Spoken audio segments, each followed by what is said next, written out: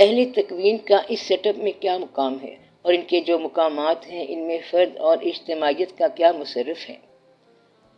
اللہ کریم کسی لمحے غافل نہیں کہ اسے کسی لمحے ریمائنڈ کرایا جائے۔ ایسا نہیں ہوتا کہ جو اس نے کرنا ہو وہ نہ کرے۔ اس کا فرمان ہے کہ اپنے ارادے سے جو چاہتا ہے کرتا ہے، یعنی اللہ کا ارادہ ہے اور عمل ہے، کرنی اس نے اپنی مرضی ہے اور عزتیں تمہیں دیتا ہے۔ کہتا ہے تم 4 دن یہ میلہ دیکھ لو۔ میلہ دراصل فقیر کا نام ہے۔ کسی بزرگ کا میلہ ہو اور آپ دیکھتے ہو کہ دکان چل رہی ہے تو دراصل اس بزرگ کی فقیری چل رہی ہے۔ اسی طرح خالق کی اپنی تخلیق کا عمل چل رہا ہے، اس کی ملکیت کا عمل چل رہا ہے۔ آپ کو عزت دی ہے کہ 4 دن یہ کر لو، یہ مرتبہ تمہارا ہے، یہ مرتبہ کسی اور کا ہے۔ اہل تکوین وہ لوگ ہوتے ہیں جو خالق کی منشا کو اپنی منشا بنا کے پیش کر دیتے ہیں۔ وہ طاقت کے مالک ہوتے ہیں مگر گھر میں فاتح ہو کے نہیں آتے بلکہ اپنے ہی گھر میں بکنے آتے ہیں۔ یعنی مصر کا بادشاہ مصر میں غلام ہو کے آ رہا ہے، بکنے کے لیے بازار میں آ رہا ہے۔ یوسف گھر کا مالک ہے اور گھر والی کا مالک ہے مگر یوسف علیہ السلام بکنے کے لیے آ رہا ہے۔ یہی اہل تکوین ہوتے ہیں کہ اپنے گھر میں بھی آئیں تو اللہ کی منشا بن کر آئیں۔ سب سے بڑا طاقتور فقر اور جیت فقر مشکل کشائی فقر ہے۔ مشکل کشا علیہ السلام کا فقر دنیا کے ہر فقر پر غالب ہے۔ وہ لفظ بھی غالب ہے اور نام بھی غالب ہے، لیکن مشکل کشا علیہ السلام نے اپنے تمام واقعات میں کسی جگہ اپنا غلبہ نہیں دکھایا۔ خود شہید ہو رہے ہیں مگر غلبہ اور قوت نہیں دکھائی۔ اپنے لیے ان کے پاس مشکل کشائی سے بھی بڑی قوت، ذوالفقار سے بھی زیادہ بڑی قوت ہے، یعنی سب سے بڑی قوت برداشت ہے۔ یعنی ہمارے لیے علی علیہ السلام مشکل کشا ہیں۔ ہم اگر ابتلا میں ہوں اور ان کا نام لے لیں تو مشکل دور ہو جائے، مگر انہوں نے خود اپنی مشکل کشائی نہیں کی، وہاں رضا اختیار کی۔ خنجر آ رہا ہے تو آنے دو، بیٹے ذبح ہو رہے ہیں اور شہید ہو رہے ہیں۔ امام علی مقام علیہ السلام وار سے ذوالفقار ہیں۔ فقر بھی آپ کے پاس، ذوالفقار بھی آپ کے پاس۔ سرکار دو عالم صلی اللہ علیہ وآلہ وسلم کا نواسا ہونے کا حق آپ کے پاس، اور اسلام پورے کا پورا ڈیفینڈ کرنا بھی آپ کے پاس۔ مگر امام حسین علیہ السلام ابتلا سے گزر گئے۔ یہ ہے تکوین، اور یہ ہوتے ہیں صاحب تکوین جو اس مرتبے پر فائز ہوتے ہیں۔ وہ اپنی مرضی سے آزاد ہو چکے ہوتے ہیں، وہ خود ہی اللہ کا منشا بن جاتے ہیں۔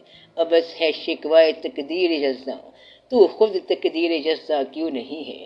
تو وہ خود تقدیر جزا ہو جاتے ہیں۔ وہ اپنا کام درمیان میں سے نکال لیتے ہیں۔ ہم بیان کرتے ہیں کہ یہ واقعہ امام علی مقام علیہ السلام اور یزید کا واقعہ ہے، مگر دراصل یہ امام اور اللہ کا واقعہ ہے۔ یزید درمیان سے نکل گیا، ایک مالک ہے اور دوسرا ملکیت ہے، اور درمیان میں یہ کھیل ہو رہا ہے۔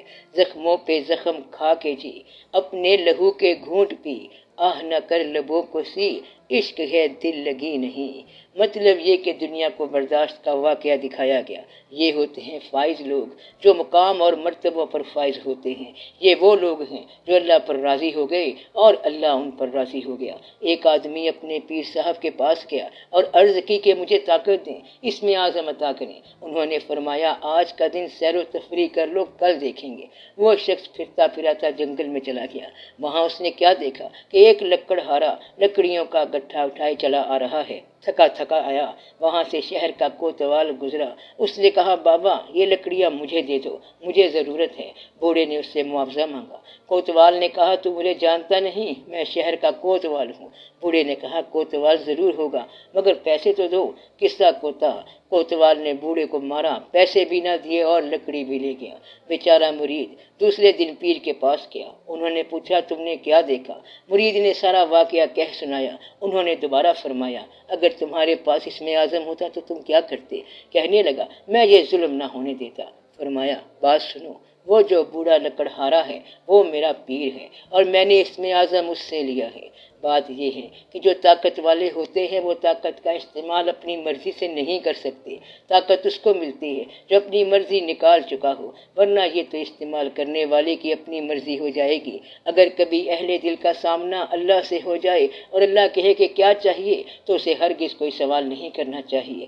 بس یہ ہیں اہل مرتبہ کہ سوال نہیں کرتے اور کہتے ہیں کہ آپ بہتر جانتے ہیں۔ لب پہ آ کر رہ گئی ہے عرض حال، کیا کرے خورشید سے ذرہ سوال۔ یہ وہ مقام ہے جہاں پہ کوئی سوال نہیں بلکہ سب سوال ختم ہو جاتے ہیں۔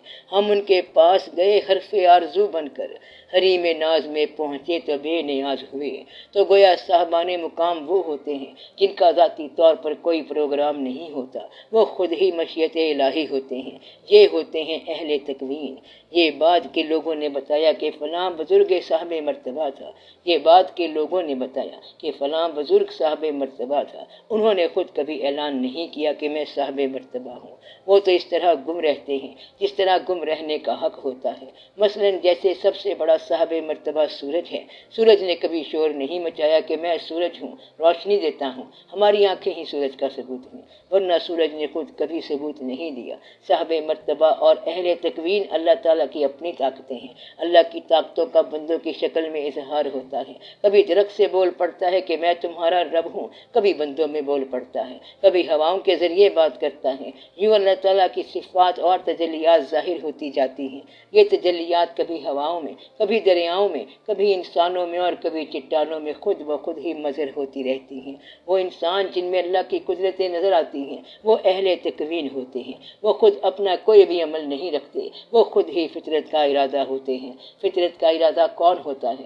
اس کا اپنا کوئی ارادہ نہ ہو۔ اس سے اگر پوچھو کہ کہاں جا رہے ہو تو بولے گا جہاں وہ لے کے جا رہا ہے۔ پوچھو کہ کہاں سے آئے ہو تو کہتے ہیں جہاں سے وہ لا رہا ہے۔ یعنی کھانا کھایا اور کہنے لگے کہ قسم لے لو جو میں نے کبھی کھانا کھایا ہو۔ پوچھا ابھی تو میرے سامنے کھایا ہے، کہتا ہے نہیں میں نے کبھی نہیں کھایا، یعنی اپنی منشا سے نہیں کھایا اور اپنی مرضی سے نہیں کھایا۔ اہل مرتبہ وہ ہوتے ہیں جو اپنے مرتبے پہ نازا نہیں ہوتے۔ یہ اس طرح کے لوگ ہوتے ہیں اور ضرور ہوتے ہیں۔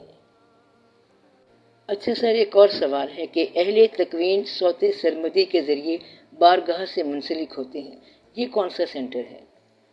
یہ سوال حضرت موسیٰ علیہ السلام نے کیا تھا کہ آخر یہ شخص کون ہے، یہ کون سا علم ہے جس کے سامنے میں بول نہیں سکتا۔ اللہ تعالیٰ نے فرمایا کہ یہ دیگر چیز ہے، اس کا نام ساری کائنات میں علم لدنی ہے، اسے صوت سرمدی بھی کہتے ہیں۔ اس کا صدر مقام مشکل کشا علیہ السلام ہی ہے۔ مشکل کشا کے آنے سے پہلے بھی مشکل کشا ہی تھی، جس طرح سرکار صلی اللہ علیہ وآلہ وسلم کے آنے سے پہلے بھی سرکار صلی اللہ علیہ وآلہ وسلم ہی تھے۔